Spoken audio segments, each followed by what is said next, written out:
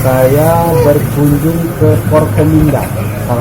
Tadi cuma baru dapat satu Pak Kapolres, kan? Supaya menyamakan persepsi dalam melaksanakan tugas di Muratara.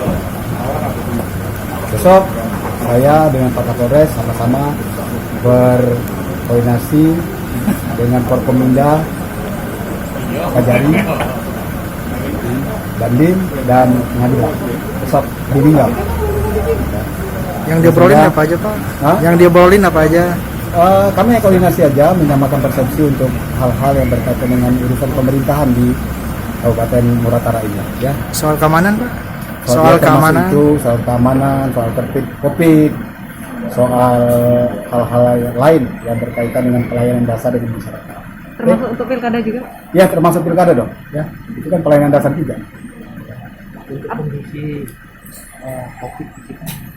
Kondisi COVID kita berusaha semaksimal mungkin, Bu, sekuat tenaga untuk kembali ke hijau lagi. Zero Pak ya?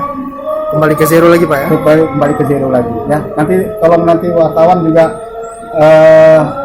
informasinya supaya kita berjalan agak terkoordinasi baik, ya.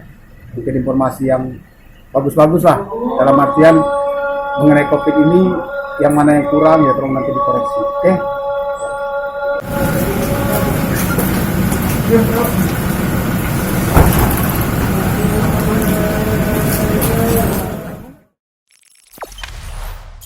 Jangan lupa subscribe, share, komen, dan like ya.